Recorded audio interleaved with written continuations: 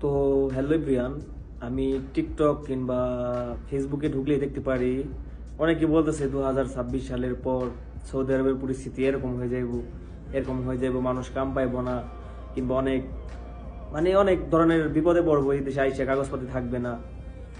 আসলে কথাটা কতটুকু সত্য? তো আমি বলতেছি, সৌদি আরব আগেও যেমন ছিল বর্তমানে ঠিক তেমনই আছে। হয়তোবা বর্তমানে সৌদি আরবে বাঙালি বলেন, অন্য যে কোনো দেশে মানুষ অনেকটা বেশি। এই দেশে অনেক জনসংখ্যার আজনবী, যেটাকে বলে দেশে আজনবী, ভিন অন্য দেশে থেকে দেশে অনেক লোক থাকে। যেহেতু অনেক লোক থাকে, সেহেতু এদেশে কাজের সংকট হবে অবশ্যই। বাট এইখানে যারা দক্ষ, তাদের কাজ আজীবনই থাকবে যারা দক্ষ।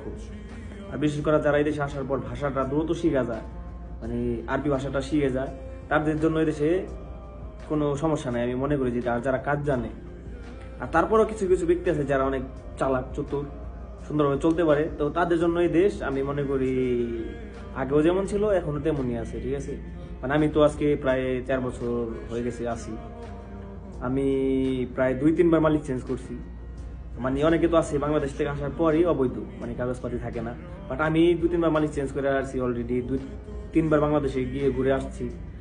আসলে এটা সবাই পারে না, কারণ কি হাতের 5 আঙ্গুল যেমন এক না, তেমন সব মানুষও এক না। আপনারা যদি আপনাদের পরিচিত কারো কাছ থেকে ভিসা নিয়ে এই দেশে আসতে পারেন, বৈধ থাকতে পারেন, হাতে যদি কাজ জানা থাকে, তো আপনাদের জন্য এই দেশটা খারাপ না। সৌদি আরব আমি মনে করি ভালো একটা দেশ। মোটামুটি একটা ইনকাম করা যায়, ভালো একটা ইনকাম। একবারে এদেশে যে স্যালারি বেতনটা, ওটা একবারে কম না। মাসে 40-50 হাজার টাকা খেয়ে দিয়ে রাখাটা একবারে কম না।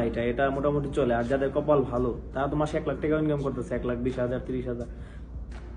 ওটা আস্তে আস্তে ওটা আপনার আর্থিক অবস্থান বই যায়। হয়তো আপনার বিজনেস করার সামর্থ্য আছে, আপনি করতেছেন, আপনি ড্রাইভিং পারেন, আপনি গাড়ি চালাইতেছেন, যার যার একটা লেভেল আছে। ঠিক আছে, আর একটা কথা আছে না, যারা একটু ভদ্র টাইপের, ডান বাম চিনে না, তারা অবশ্যই বিপদে পড়বে। দেশে আসলে বিপদে পড়তেই হবে।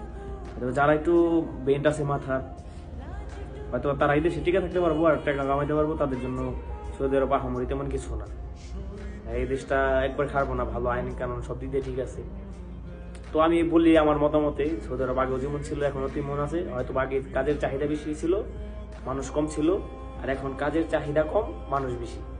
হয়তোবা যারা আসবেন পরিচিত কারো মাধ্যমে আসেন, তো সৌদি আরব তেমন আহামরি তেমন কিছু নাই। আপনার কষ্ট করতে হইব, না খায় মইরা যেতে হইব, কাজ নাই। কাজ আছে এই দেশে, কাজ অফুরন্ত কাজ আছে, যদি আপনি বুঝেন। আপনি কাজ জানলে আপনার কাজের অভাব নাই। তো আশা করি বুঝতে পারছেন। ধন্যবাদ সবাই।